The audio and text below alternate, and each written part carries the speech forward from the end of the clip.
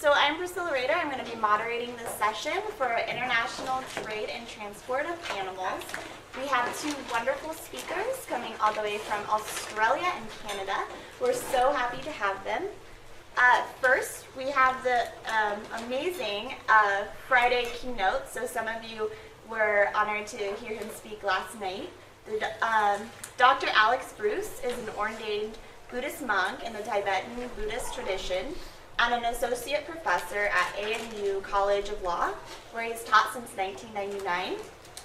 He's a senior fellow of Higher Education Academy and a fellow at the Oxford Center of Animal Ethics. Alex is on the International Advisory Board of the Research Unit for the Study of Law, Society and Religion at the University of Adelaide, and is a director of Spiritual Care Australia Limited. Alex is a consultant editor with the Oxford Journal of Animal Ethics and a member of the editorial board of the Australian Animal Protection Law Journal. So today he'll be talking about international trade in animals in Australia specifically. We're going to do that and then we'll move to the wonderful Katie Sykes. So please welcome Dr. Alex Bruce.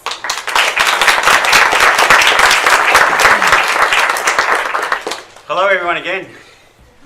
So it's about 4 o'clock in the morning tomorrow in Australia. I made it here today, although the cabbie took me in the wrong direction and we got lost and I was barely conscious, so we eventually got here, which is okay.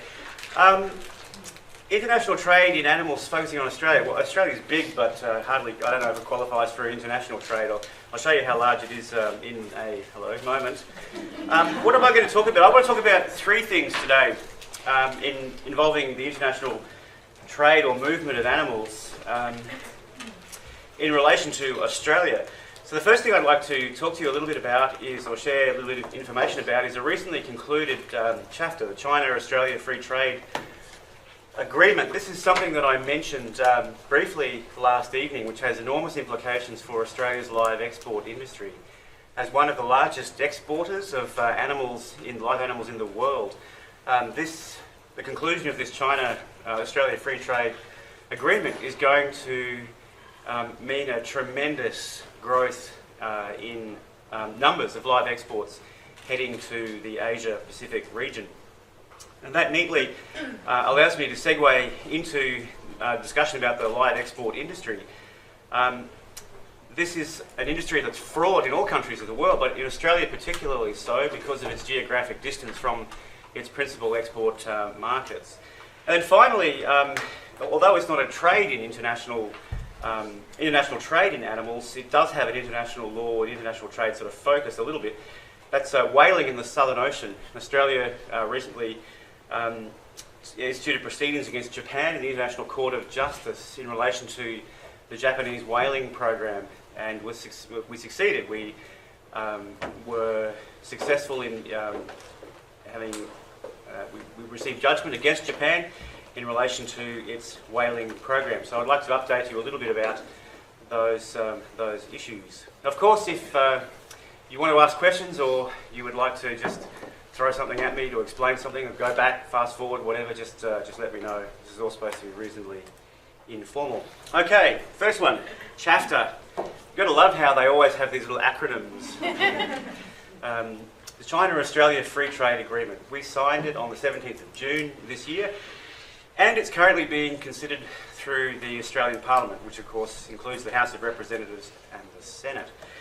The agricultural industry in Australia, the agribusiness companies, are chafing at the bit, quite literally, to get this agreement ratified before the end of 2015. And lobbyists from the primary sector are hitting Parliament quite hard, saying, look, if you don't ratify this now, we're going to lose $60 million already, and we'll have to sell our firstborn children to make up the losses and all that sort of thing. So it's a very big deal. China is Australia's largest export market. The market for Australian goods and services, agricultural goods and services particularly, cannot be underestimated. It's a huge market. It's also our second largest market for animal exports, worth at least 655 million Australian dollars $655 million, not $655, $655 million in 2014. Now, why is this such a big deal? It's such a big deal because China has traditionally imposed quite significant tariffs on the import or export of feeder and slaughter cattle. So Australia hasn't been able to export these sorts of cattle to China in commercially viable quantities. However, under this chapter, all the tariffs will be eliminated over the next 4 years, opening up the market pretty much carte blanche. We signed, or the Australian government in July signed the Australia-China Live Cattle Export Health Certification Agreement. I don't think they could possibly think of an acronym for that, so they just called it the Live Cattle Agreement. That was signed in July, and that was really pretty much the last obstacle to the implementation of at least that part of the chapter that concerns the export of live cattle to China. The Live Cattle Agreement will therefore permit feeder and slaughter cattle to be shipped. Already, Australian companies are gearing up for this. There's a company in Australia called Wellard, and Wellard is the principal agribusiness corporation in Australia that is the largest exporter of animals to the world. It's recently signed a joint venture arrangement with the huge textile company, the Felida Group in China. It's a non-state-owned enterprise, so it seems to be exclusive or apart from the Communist Party. They formed this joint venture vehicle called Walao, and Walao is going to be the legal vehicle for importing and processing live cattle into China. It's expected to add billions of dollars to Australia's agribusiness export markets. However, as I mentioned last night, where you have... Yes, David.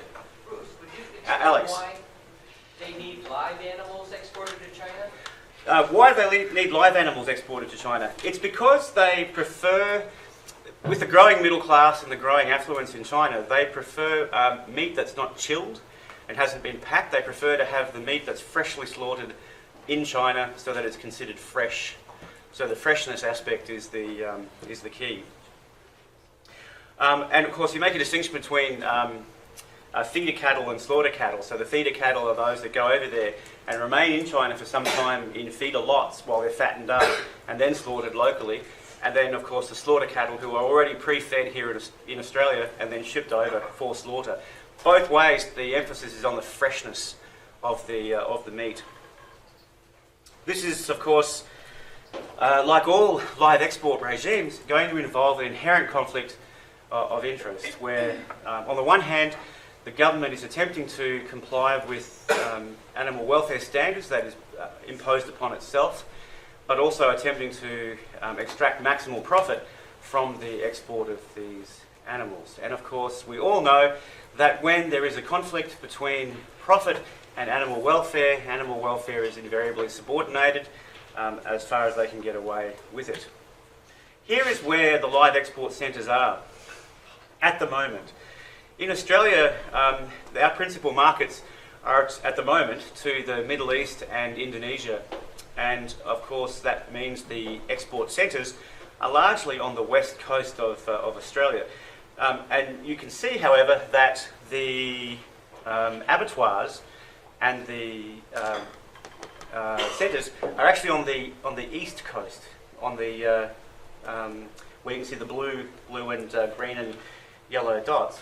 The cattle farms are actually congregated principally in that eastern part of Australia, and they are then driven in large road trains into those abattoir and slaughter centres, or they are driven across country, literally across the entire country, to the export centres in Fremantle, Broome and Darwin. Fresh or a brand new export facilities being constructed in about where that yellow dot is. There we go, here, up here, in order to facilitate shipment to China. So when chapter is ultimately implemented, we're going to become, if not the world's largest international exporters of live animals. Huge numbers of animals. Principal markets, of course, include Indonesia, Southeast Asia, the Middle East, and now China. And there are intractable animal welfare issues because of Australia's size and relative geographic isolation. Why do these countries want Australian cattle? Well, it's because they're healthy cattle. Australia is a first world country, and so therefore, we like to think it's a first world country. The cattle are healthy, they are disease free. Australia has incredibly strict biosecurity laws, and the cattle is considered high quality when it is shipped over. To Indonesia and the Southeast Asian countries, which often lack local chilled slaughter facilities, Australian cattle and meat is in high demand. The difficulty, of course, is that the welfare standards in Indonesia, the welfare standards in export destination countries like the Middle East are virtually non-existent. And due to constitutional law issues, as you would know, Australia's sovereignty pretty much stops at the borders, its exclusive economic zone, and therefore we have very little control over animal welfare standards in receiving countries. Here's the thing, Australia is huge. Here's an example, here's just a map of how big Australia really is. You can travel from down here in Melbourne, in the south of Greece here, Sparta, down here, all the way up to the top of Scotland and not yet leave Australia's borders. It's a huge, huge country when compared with the rest of the world. The distance from destination markets therefore requires long-haul journeys, and these long-haul journeys occur on these massive boats over several weeks for cattle and sheep. There are huge issues related to onboard animal welfare issues, including injury and high mortality rates. Why is that? There are several reasons. Firstly, the cattle, when they before they are shipped, before they are embarked onto the boats, they have to be weaned off the grain they are being fed in the feedlots onto pellet diets that they're fed on the boats.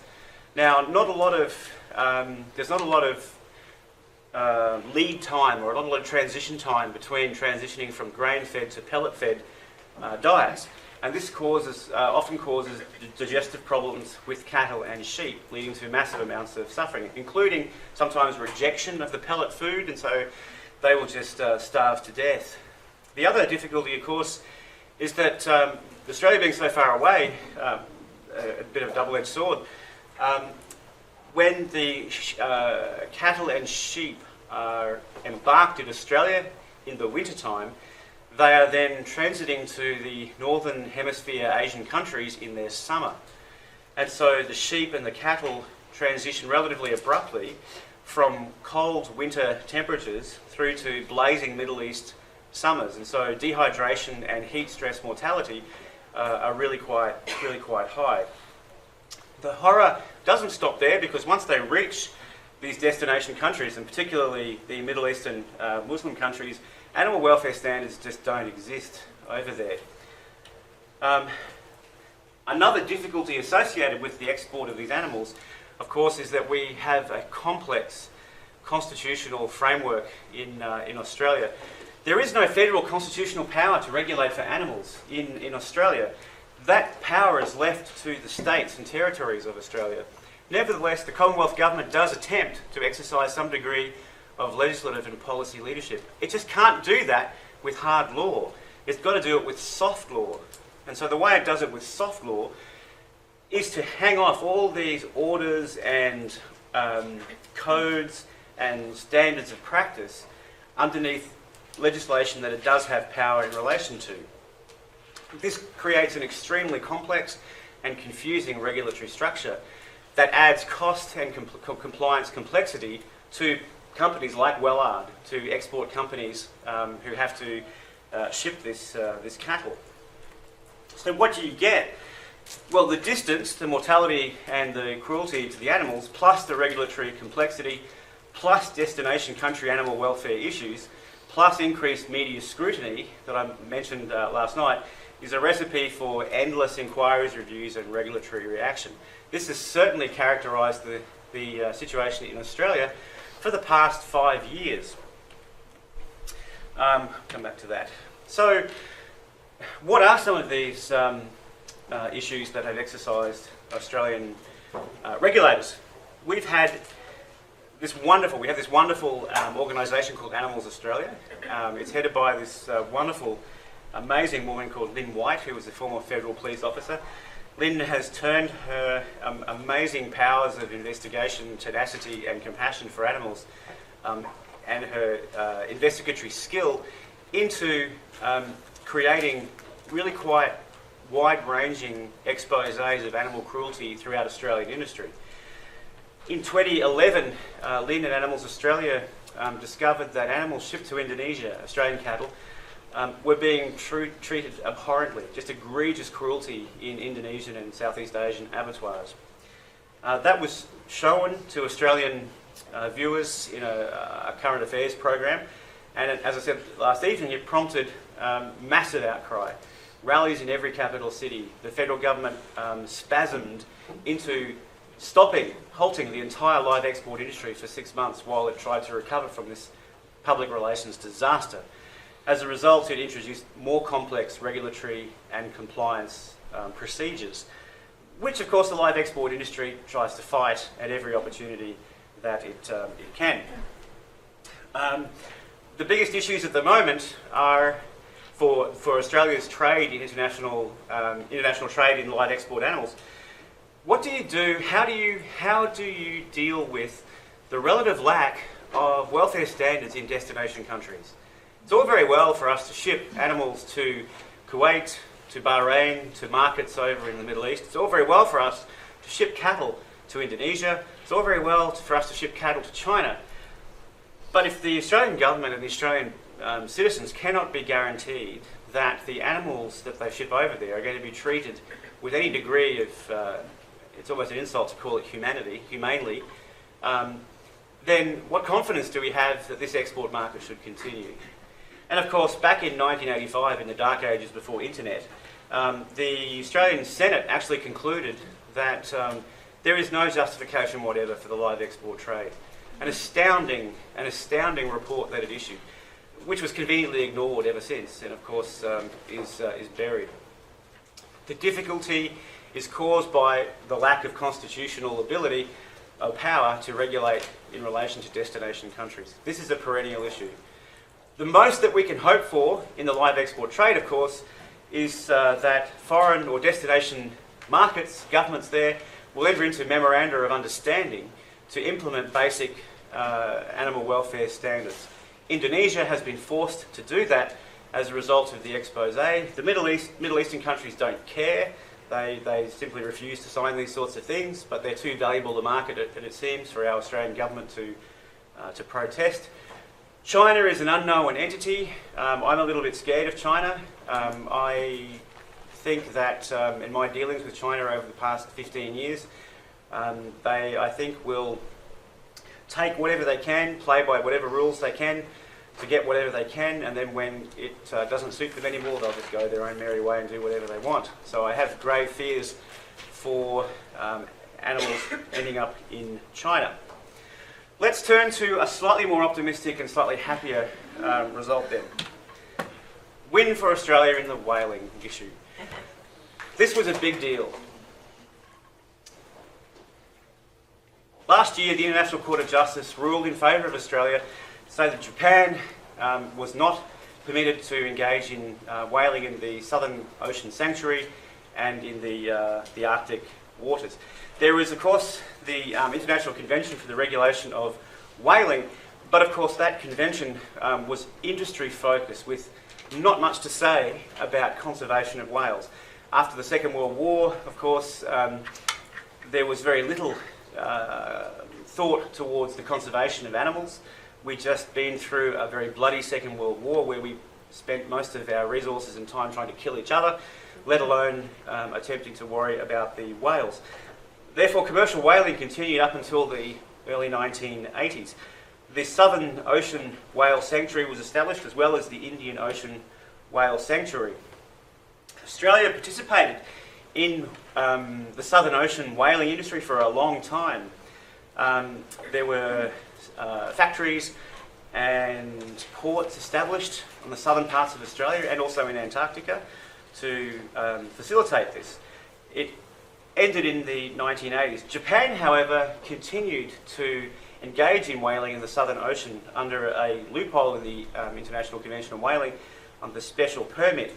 And since the 1980s, Japan has taken almost 8,000 whales as part of what it calls the Scientific Research Program, in inverted commas.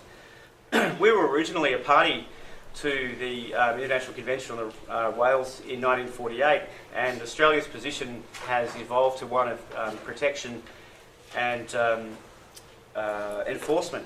My colleague at the ANU College of Law, Professor Don Rothwell, is an advisor of the International Whaling Commission. He works with them in a very strong position. Here's what I'm talking about. Here is the Southern Ocean Sanctuary and the Antarctic Territory here. These large blue patches, which extend out here to Australia's exclusive economic zone, and these patches here represent designated whale sanctuaries. They're also, by chance, also where whales like to congregate. Australia, every year, whales just migrate up and down the east coast of Australia. We can see them in Sydney Harbour, and there's a very significant whale watching industry in Australia. The whales know that they seem to know that they're protected, at least around the east coast of Australia, and so they seem to be congregating in greater numbers around there now, which is wonderful to see. Although Japan has been a long-standing supporter, its program, the JAPA, commenced in the 80s, and in 2005 through to 2007-8, it conducted its JAPA 2, and it also includes the JAPA conducted in the Northern Pacific. Here is the loophole that they exploit. In the convention, it says any contracting government may grant to any of its nationals a special permit authorising that national to kill, take and treat whales for the purposes of scientific research. Japan systematically exploits this little loophole to say that we need to kill thousands of whales every year for scientific purposes, despite the fact that it's published, I think, 2 refereed articles in the entire time that it's been engaging in whaling. It all came to a head in 2010 when the Addie Gill had a massive collision with the Japanese whaling vessel, the Shonen Maru. And so we instituted proceedings in the International Court of Justice against Japan. These were the procedural steps, the final one being, of course, judgment on the 31st of March 2014, in which we were successful. Another one of my colleagues, Professor Hilary Charlesworth from the ANU College of Law, was a judge on that, one of the 15 judges on that International Court of Justice. The court concluded the Japanese was engaging in commercial whaling, contrary to the moratorium. Well, duh. Everyone knew that. Japan was engaging in commercial whaling in the Southern Ocean Sanctuary. Again, duh, no-brainer.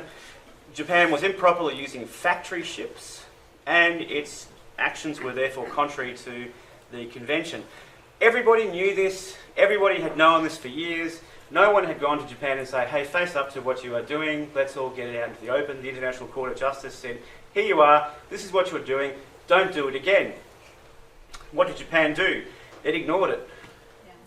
It intends to continue hunting whaling in the Antarctic waters, and in fact, this year it submitted the new REP A, the new Scientific Whaling Research Plan A. It proposed to kill 333 minke whales, 100 fin and humpback whales per annum over the next 10 years, supposedly. Japan's response, it doesn't need approval from IWC because IWC's scientific whaling clause leaves it up to each country to oversee such studies. This, of course, exposes the weakness in international law, which, of course, is that there's no enforcement mechanism in place. However, just recently, Humane Society International has filed proceedings in the Australian Federal Court against one Japanese company, Kyoto Sepako Keisha, for breaching orders that had been made by the Australian Federal Court back in 2008 to stop killing whales in the Australian Whale Sanctuary. The Australian Whale Sanctuary, of course, is territory over which Australia does have jurisdiction. Humane Society International managed to get an injunction against this Japanese company from taking whales in that Southern Ocean, in the Australian Whale Sanctuary. The Japanese company promptly ignored the federal court order, And so HSI, Humane Society International, just on the 30th of September, has filed proceedings. Japan will probably ignore that as well. In that 2008 case, the court found that the Japanese company had breached the Australian Environmental Protection and Biodiversity Act. It had found evidence that Japan was taking whales in Antarctica and in the Australian whale sanctuary, contrary to international law. Japan, even after this judgment in 2008, Japan ignored it and continued their JAPA 2 program, leading of course to the International Court of Justice judgment, which Japan also ignored, is also ignoring. And so we have yet to see whether or not Japan will commence its 2015 hunting season in the southern whale sanctuary and Antarctic oceans. My contacts tell me that Japan is not saying yes, it's not saying no, it's just sort of sullenly waiting its time to see what will happen. This is one of my favourite cartoons. What's the law of karma? Well, that's the law we hope is more effective than international law. Look, I really don't have anything against international law. I think it's a wonderful thing. It's just that the lack of enforcement mechanisms seems to make it quite difficult. So where do we go from here? I think there's reason to be both optimistic and alarmed, like all things. Australia has as I mentioned last night, has a very vibrant animal law community now. The wonderful Lynn Wright and the Animals Australia are the conscience, if you like. They are the activists who are on the ground with passion, with integrity and with dedication to expose these sorts of abuses. We now have a critical mass of lawyers, technicians who are willing to take action on the information that is exposed by Animals Australia.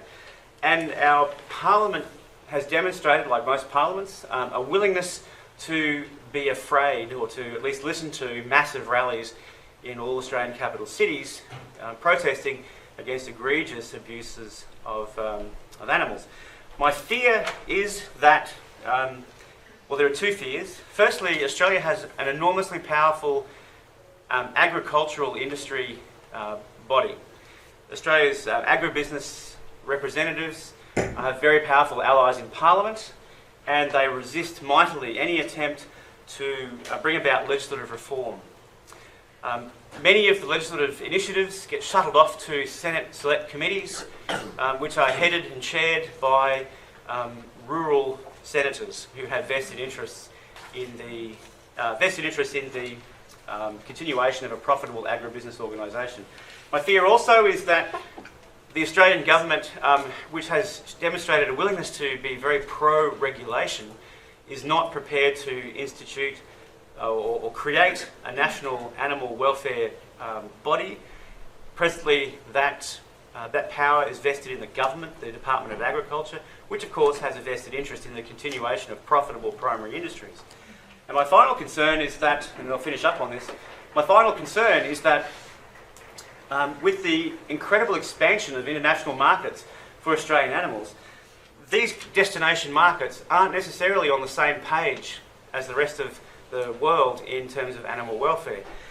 My fear is that this intense desire for profit will further subordinate animal welfare to that profit motive. And when shareholders are involved, like all shareholders around the world, conscience tends to go out the window when the bottom line is involved. So the battle continues.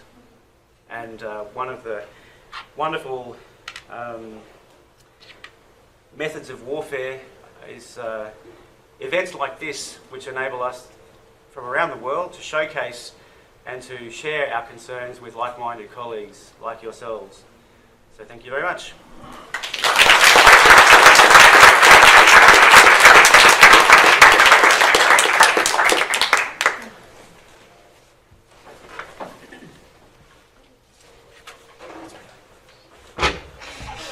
Thank you so much, Alex. And Kate, do you want to sit or would you? I'm going to come up. Perfect. Yeah. Are you doing intro? I'm going to. So we have the wonderful Katie Sykes. She is visiting us from British Columbia, where she is an assistant professor at Thompson Rivers University, Faculty of Law. There, with Peter Sancroft and Von Black, she is co-editor of Canadian Perspectives on Animals and the Law. She's written several articles on the World Trade Organization's EC Seal products case, which I believe you'll be talking a little bit about today, and its link with international trade and animal protection. So please join me in welcoming Katie Sykes.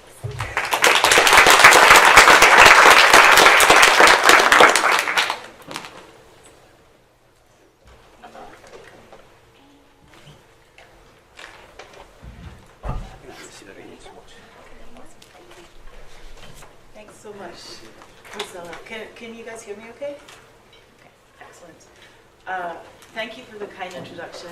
Thanks all of you for being here. This is my first time at this conference, and it's fantastic. What a great energy. I'm really enjoying it.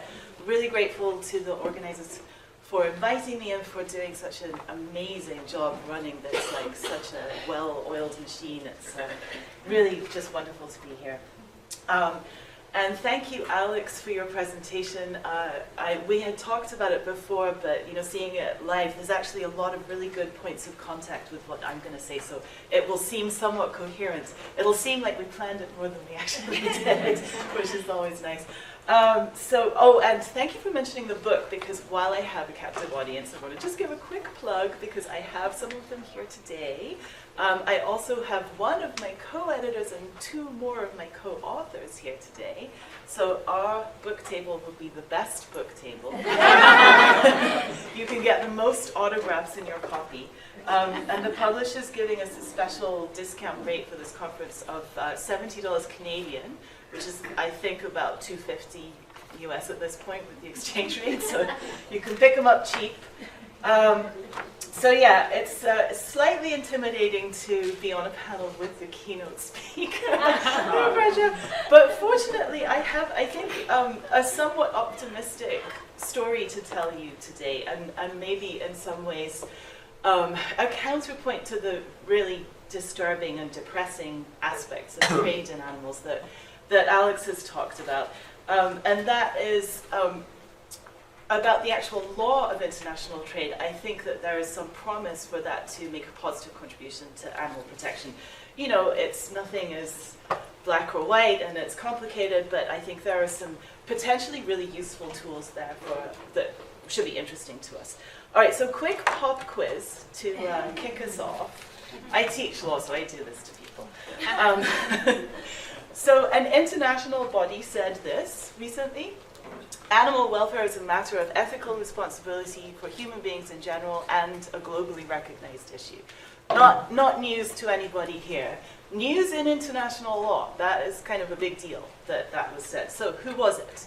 International Court of Justice. It could have been in the whale case. The UN Environment Program, the International Animal Protection Tribunal, or the WTO, World Trade Organization. Anyone want to yell out an answer? It's the WTO. Yes. C doesn't exist, of course. Maybe someday. But somewhat surprisingly, it was the WTO that said that, and as far as I know, was the first international tribunal to make a statement endorsing animal welfare in that way. So another one, which I had to add at the last minute, that's kind of a clue to what the answer is. So there's a new international agreement recently announced to combat illegal wildlife trafficking. Is it part of CITES, Convention on International Trade in Endangered Species? Is it a UN General Assembly resolution?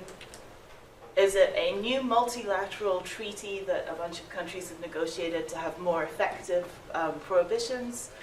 Or part of a trade agreement? Well, yes, it's D. It is also C. It is the environment chapter of the TPP, the Trans-Pacific Partnership, is what I'm thinking of. And that actually is a multilateral treaty that is supposed to create a more effective framework to make sure that existing prohibitions on wildlife trafficking are actually implemented. And it's stapled together with the TPP. So it's a sort of wildlife protection treaty tacked onto a trade agreement. Interesting. So my topic is, my title is Globalizing Animal Law. There's two ideas in globalizing that I sort of want to convey with that title. So idea one is animal law itself going global, which is basically the theme of this entire conference, so you'll hear a lot about that. There is some international law about animal protection, right? Primarily in the area of environmental protection, protecting endangered species, wildlife, lots of treaties, CITES, the Convention on Biological Diversity, Convention on Migratory Species. So that is a fairly well-established thing in international law. There is also some attention to matters of animal welfare in international law in a sort of soft way around the edges mostly, but it's beginning to have sort of more of a foothold in international law.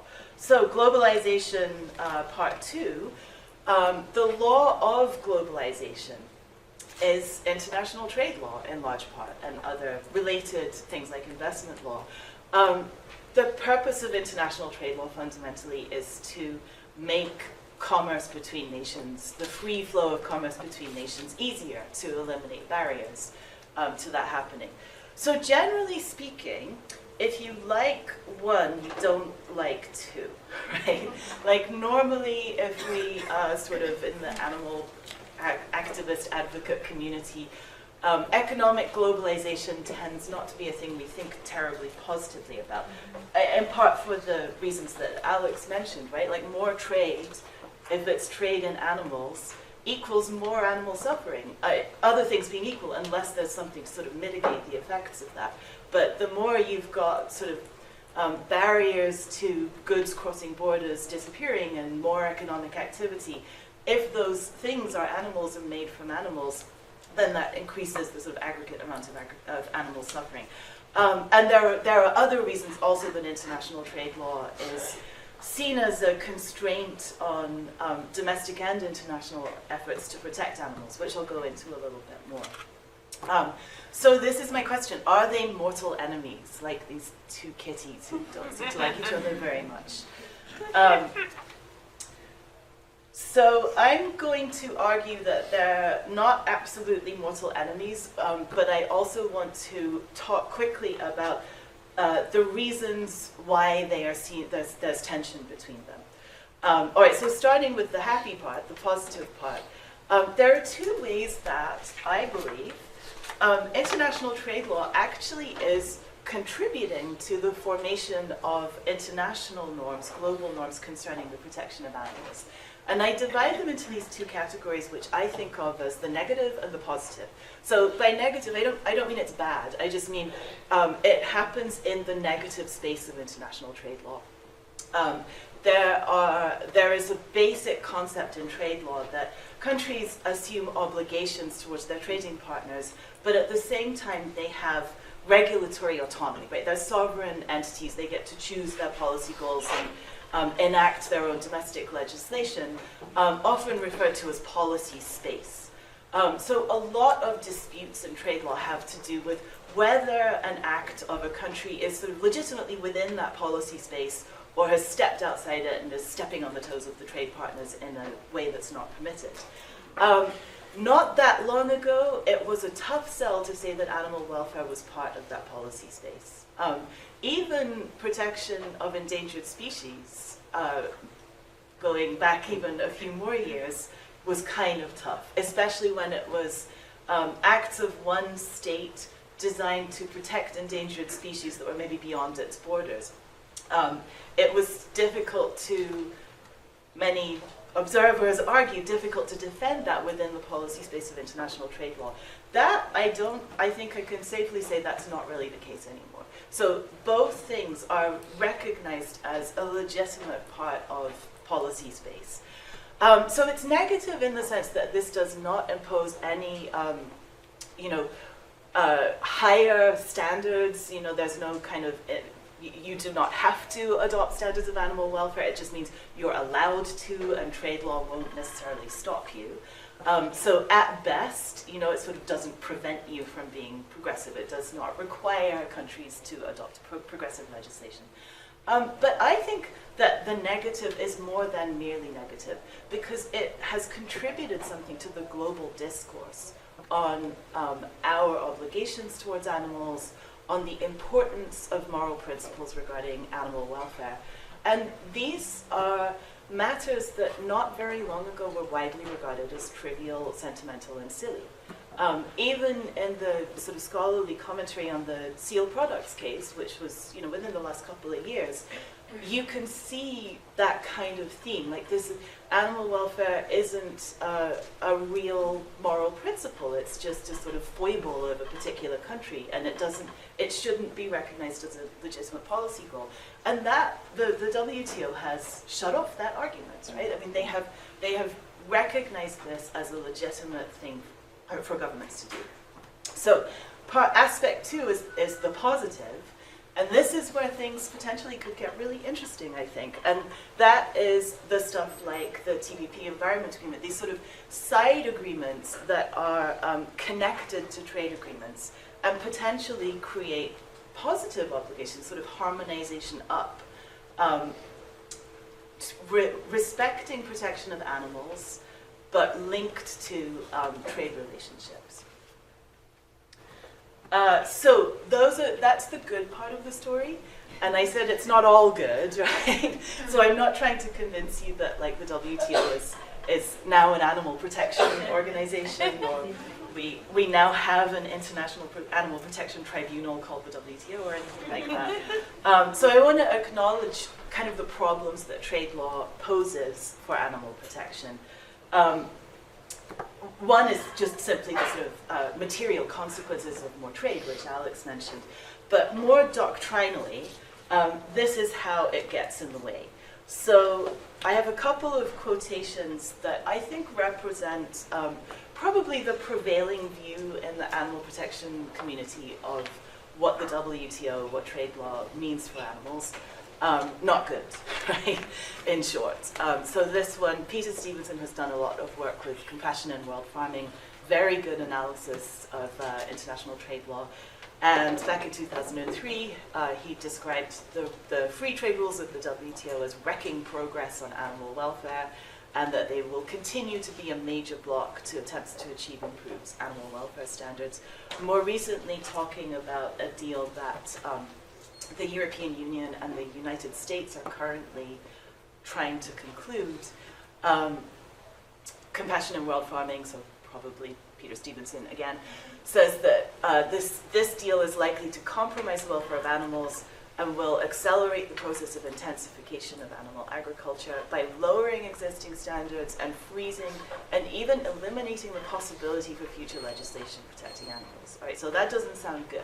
It's saying this is going to roll back, freeze and potentially even roll back the progressive rules that the European Union has on animal welfare. So you may be thinking, well, you know, if you're thinking sort of lawyery, why? What would a trade agreement have to do with whether you've got rules about battery hens internally? You know, how could it prevent that?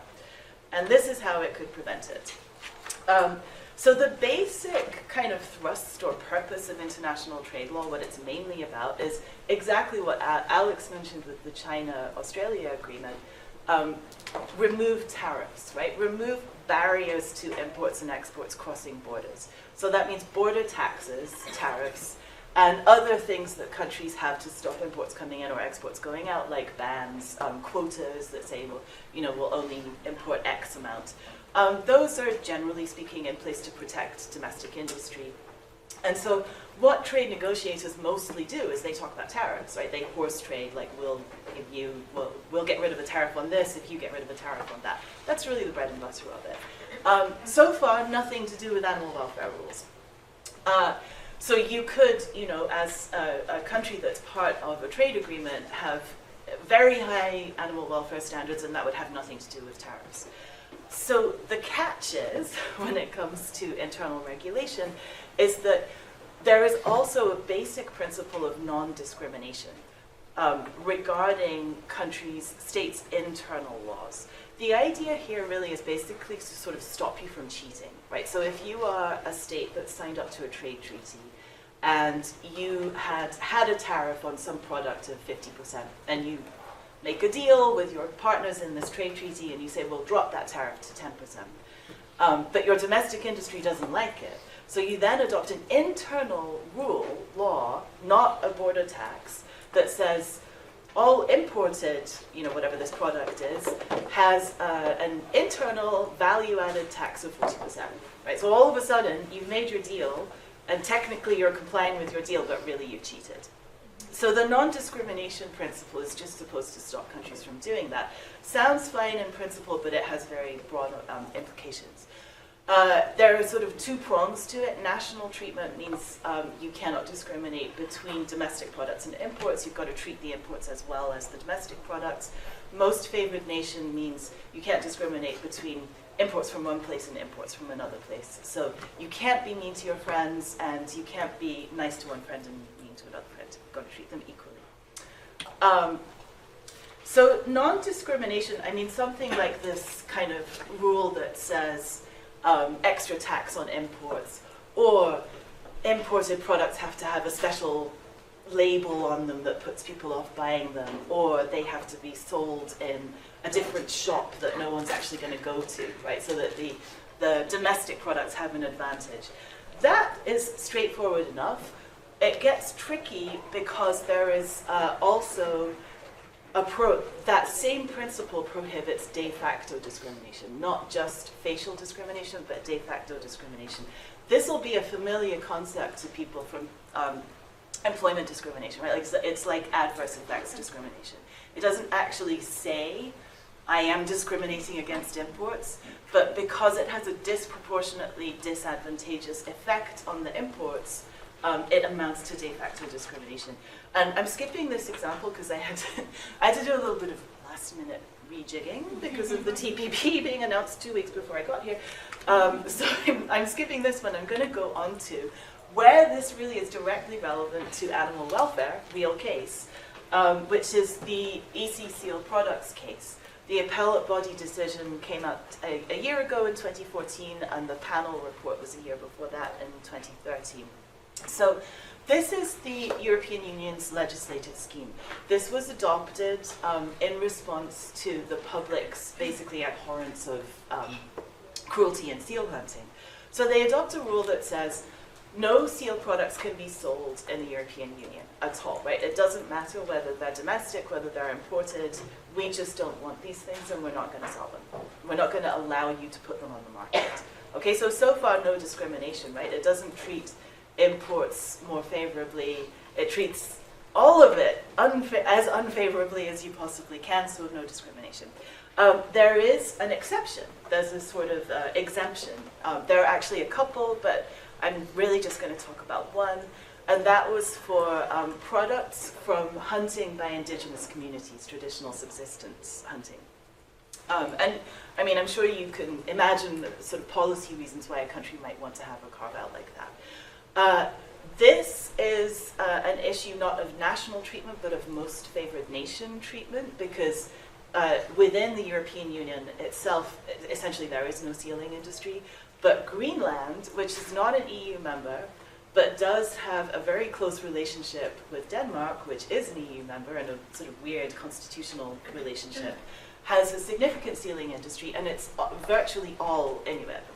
So that's our country A. And country B, there were actually two country Bs. There was Canada, my home, yay Canada, and Norway. Both have significant commercial sealing industries. I mean, not significant in the grand scheme of the economy, but to those who are involved in it. And practically none of that proportionally is indigenous, right? So we have a de facto discrimination problem because this ban, with the exception, disproportionately affects the products from Norway and Canada as compared to the products from Greenland. To illustrate this, I lifted this nice little table from the panel decision in seal products, and it really kind of helps visualize what this sort of comparison de facto discrimination thing is all about. So the European Union argues there is no discrimination here. What we have is a rule that all seal products that conform with the requirements of our exemption are allowed. It doesn't matter if they're imported or not, or where they're imported from. It's the same rule for everyone. It's not discrimination. And Canada and Norway argue, no, that's not the way we should look at it. We should look at the whole universe of seal products. And if you do that, the numbers come out completely differently, right? So this line, the top line here, is products that are from commercial sealing, don't fit the requirements of the exemption. And then the bottom row is the ones that do fit into the exemption, right? So if you just took the Canadian ones that don't conform and compared them to the Greenland ones that don't conform, they're all banned, same treatment. And if you just took the Canadian ones that do, products from Inuit hunting, and the Greenland ones that do, again, same, they're all allowed. But the WTO says, agreeing with the complainants, that what you have to do is take this and this together, and then this and this together. And when you do that, the Greenland ones, effectively all are allowed, because virtually all of them are Inuit, and the Canadian ones, effectively all aren't allowed, because such a small percentage is from Indigenous hunting. So that is de facto discrimination, and I think that will kind of make it a little clearer how these rules have an effect on animal welfare legislation. A couple of examples where they have, not through litigation, but basically through sort of fear of litigation, is the very progressive suite of rules that the European Union has adopted on animal welfare, which we'll hear more about. I think there's a plenary presentation on that tomorrow, right? Yeah. No, it's today. Sorry? It's today. Oh, it's today. Great. Even better. So there are many of them, but a couple of examples. The Laying Hens Directive, which I think came into force in 2012 fully. Was that right? 2012? This basically sort of outlaws the very worst kind of battery hen production methods, right? And the Cosmetics Directive initially said you can't do animal testing of cosmetic products or ingredients in Europe. All right, so problem with the Laying Hens Directive, what if the neighboring countries don't have this rule? Like, this says what you can do in Europe, how you can raise your chickens in Europe. But neighboring countries may have lower standards of welfare. It's cheaper to produce the eggs with those lower standards, and those imports can come in and flood the market. So if you adopt a rule, if the EU adopts a rule that says all eggs, whether imported or not, whether from the European Union or imported, have to conform to these welfare standards, and we won't let them be sold here if they don't, you've got a de facto discrimination problem, right? Because the exports are disproportionately effective. Same deal with the Cosmetics Directive. You know, you can say no one's allowed to do animal testing in Europe. That doesn't affect trade. But if you have then another rule which would make it actually mean something, which is that we also won't sell the products here if they were produced somewhere else and animal tested, you could have a problem, right? So effectively you have a rule internally, but you're just exporting, outsourcing the animal testing. The Cosmetics Directive has been changed to not permit marketing of finished products within the European Union. So maybe the European Union may agree with me that trade law is not quite as bad as people might have initially thought. Why? Because discrimination is not the end of the story. So there are exceptions. And the main place for this is Article 20 of GATT, which says this is where you have that policy space, right? So it says there may be discrimination, but if you are doing what you're doing to pursue these kind of listed, recognized legitimate policy goals, then there's an exception. And those include public morals, which we now know includes animal welfare, because the WTO has said so. Includes measures to protect human, animal, or plant life or health, and relating to the conservation of exhaustible natural resources, which has also been interpreted to cover endangered species. Right? There was an argument about that. Does it just mean like minerals and stuff? No, it also means living things, endangered species. So that kind of covers the negative side, that there's, you can see the threat from trade law, but because of the exceptions in the concept of policy space and the way that that has been somewhat expanded by interpretation, or a relatively progressive view of it has been taken, it's not quite as bad as it could be. I'm going to jump to the positive aspect, because this is, I think, could turn out to be something quite promising for the development of animal protective norms internationally.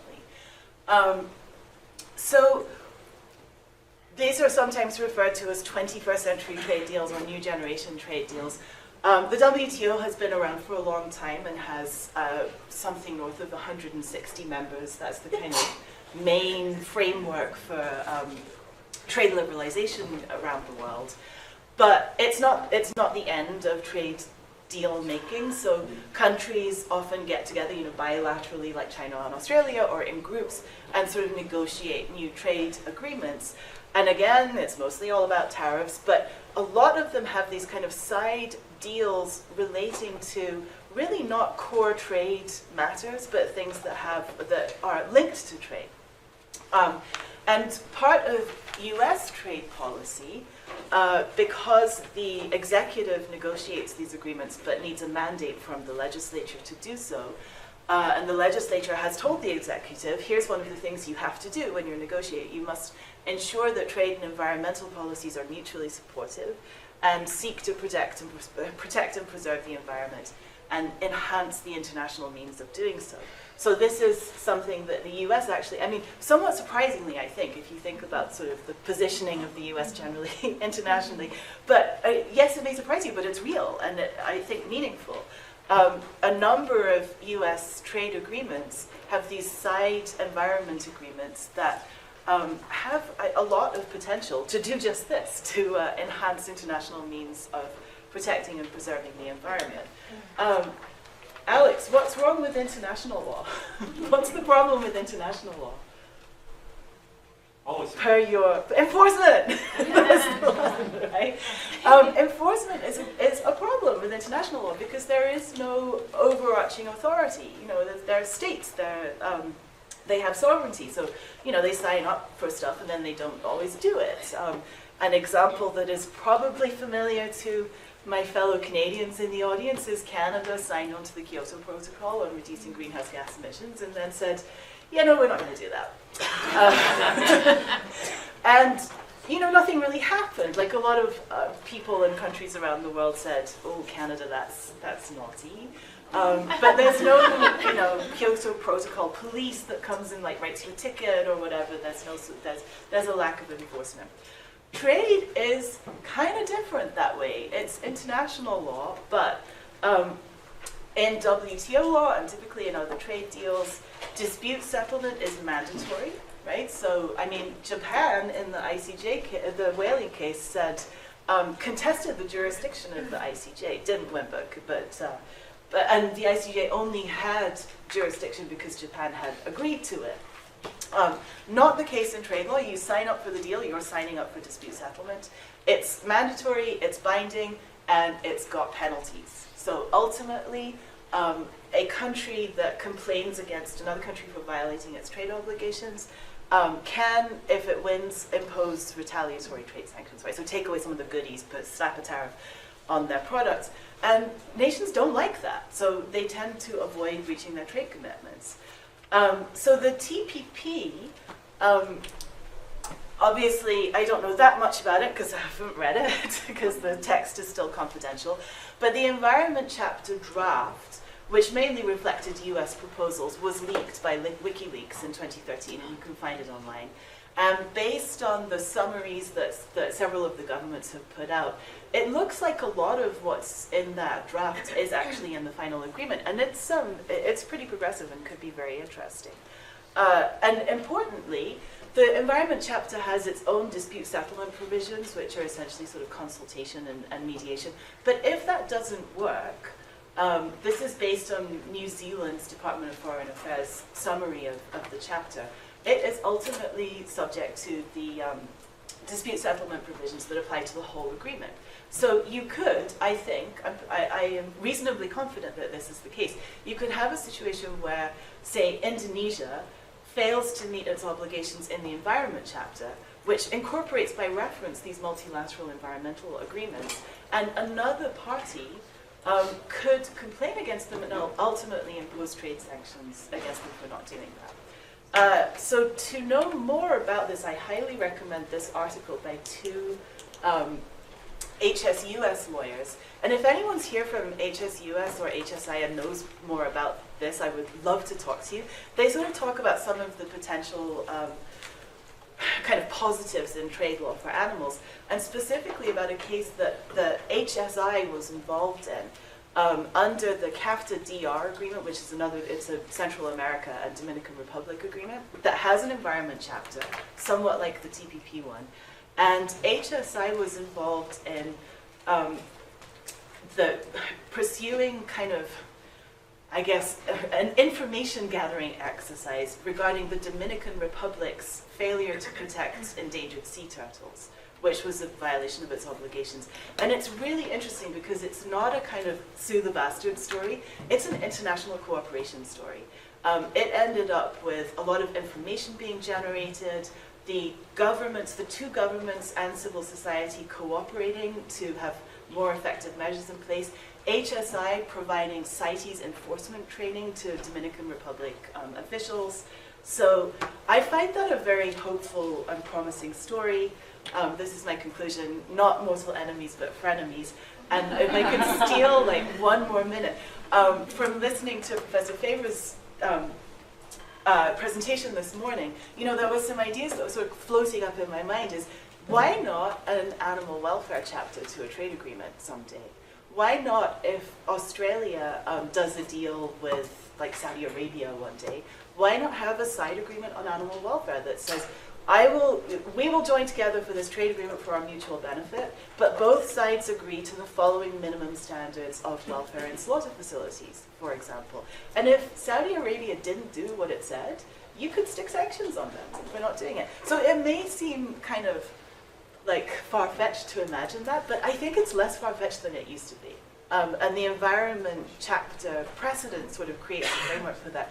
Maybe as part of the work that students and academics do on sort of drafting potential someday animal protection agreements, we could draft a model animal welfare chapter to be added into trade agreements. Wouldn't that be kind of fun?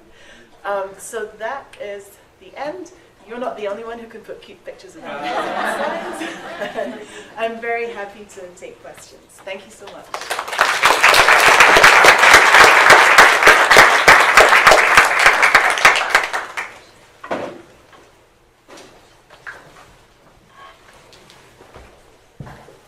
Thank you both so much. So we'll now open up for questions, if anyone has any. Yes? Thank you, Katie, and thank you for Alex. I'm Andrea Gabinelli. I'm the head of the Animal Welfare Policy Unit at the European Union. Awesome. I'm so involved directly in all what was mentioned by Katie. And thank you, because it was a very good presentation and talking about a lot of evolutions of the recent discussions. And I was just to add a little bit on the last question, why not an animal welfare chapter in the trade agreements? In fact, there is in the jigsaw of this complicated issue that we are debating here, and I really traveled till here because I really appreciate the value of this debate. It's good to add that what happened in 2005 and so is very recent.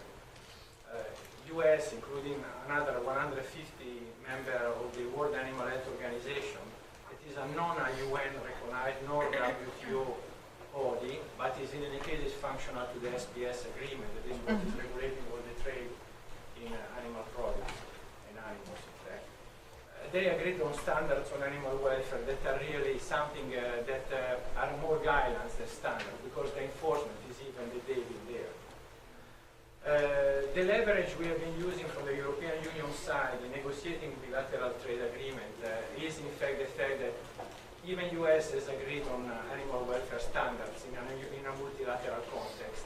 And it's why we used in fact these characteristics, this fact of having standards to enact an obligation for exporting country to the EU in terms of meat when we talk about slaughter. And to oblige so exporting country to the EU to enact welfare standards, but in the slaughter plants. That's the only place where we have some. This has been done outside any WTO possible contest or SPS. So, to come to your final statement, it's a good issue of discussion, because where is the big problem? I would be very happy to go back Actually, Monday I'm going to Washington, D.C. to discuss with our colleagues in USDA. It's, in fact, where to put an animal welfare chapter in the trade agreement. Because when we talk about animal products and whatever is millions of animals exported like from Australia to China, it's very important to say what is regulating it is the SPS chapter, no more than feed and sanitary agreements. That was enacted in '95 and is still the strong animal we use for negotiating any trade. So that's where in fact, the question is to you, where you would like to put this animal welfare trade chapter? In a bilateral And anywhere it can fit.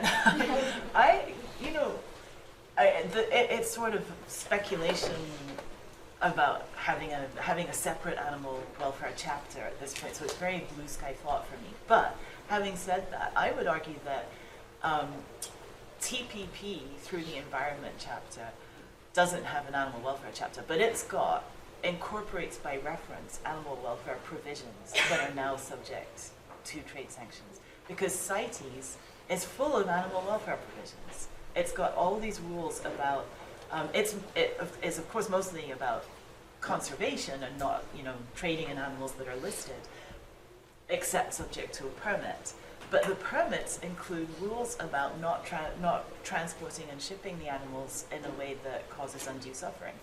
So, theoretically, I think, if a country is shipping animals under a CITES permit, and they're allowed to take them because it sort of, complies with the conservation rules in CITES, but ships them in sort of tiny little cages or in a way that is a threat to their welfare, that would be a violation of the environment chapter, and therefore under the TPP agreement. So maybe there's like a little teeny tiny bit of an animal welfare chapter in TPP already. I guess, part of your question is more about sort of like political reality, right? Sort of who would spearhead that. I don't know. The interesting thing about these trade side agreements is, I think in the case of the live exports, it would be tougher because the Australian live export industry, they don't have any interest in limiting the live export industry. Conversely, domestic animal use industries in the US and the EU, they do have an interest in not having a lot of exports coming in with lower animal welfare standards because it makes it tougher for them to compete. And I think those kinds of considerations are behind, the lobbying that translates into US policy on environment and labor, right? Like they're not doing it out of altruism and sort of disinterested love for the environment. They're doing it because their own industries are saying, look, we have to comply by these rules and we're competing with people with lower standards. Help us. So self-interest kind of produces what I think could be a good aggregate overall result. And that could happen with animal welfare too. It's hard to imagine the US doing it, but the EU could do it. I could imagine that. Thank you so much. If you have a follow-up, definitely talk after, but if there are other questions, if it's okay, we're going to go with anyone else. If there are any other questions. Up there? Yes? Yeah, you mentioned some of the work that HSI is doing on the limit case. Sorry, you might have to speak up a little bit. Sorry, you mentioned some of the work that HSI is doing Yeah. to follow up to the limit case. But if Japan does resume whaling in the Antarctic, will the Australian government take any action? So, the HSI, Humane Society International, has instituted proceedings for contempt of court against Japan for its continued whaling in the Australian Ocean Whale Sanctuary. If Japan ignores it, as it seems to want to do, will the Australian government do anything about it? You'd have to ask the Australian government. I wouldn't have a clue. We've got a new Prime Minister just a few weeks ago as part of our Russian roulette of Prime Ministers. I doubt it. The Australian government isn't going to send warships to the Southern Ocean Sanctuary to stop Japan. I doubt it. It's a case of out of sight, out of mind. Thank you. Yes? Somebody? Question. we all understand that Western countries, industrialized countries, are the pioneers in animal welfare policy, animal laws. So when we promote the trade with the developing countries like China or Middle Eastern countries, we hope that they would adopt or they would, warm up to the animal welfare, practices which we are, exercising in this part of the world, like, Australia, shipping livestock to China, and Canada shipping, a large number of, breeding sows to China. We try to, tell them, can you be also, adopting some of those practices? But also at the same time, I think we oftentimes we confuse the developing countries. For example, Canada, try to promote the seal products to China. Promote, No one else meat. wanted them. So. Now they're trying to promote seal penis to the Chinese market. And Australia also tried to promote kangaroo meat to China. So how can we do this? While we want to promote animal welfare, policies, practices to those countries who are eager, to some extent are eager to hear what we have to say. But at the same time, we don't confuse them. Yeah. Hey, this is, steel products. Because everybody, most people in China today, especially the young urbanites, know about, seal hunt. It's not by the Indian people, but by the, Canadian white people. So how do you justify? How can we do that so that we don't give them? So what's your question? I'm just having trouble. I say that brain my how jet can lag. we try to promote, Western animal welfare policy and standards to the other countries, but at the same time we don't confuse them. I don't think we should see it as a Western. I don't think animal welfare is a Western invention. I agree with that. I don't think we should see I animal agree. welfare Yes, as a Western mortgage over animal welfare. There is, as you point out, a certain hypocrisy. On the one hand, Western countries attempting to say, let's protect our animals and be all warm and cuddly about them. The kangaroo is on Australia's coat of arms, and yet here we are trying to export kangaroo to China. So this is an example of the rank hypocrisy associated with, on the one hand, attempting to make profit from these animals on the one hand, and on the other saying, well, let's do it in a way that doesn't prick our conscience too much, and so we'll introduce these minimal welfare standards.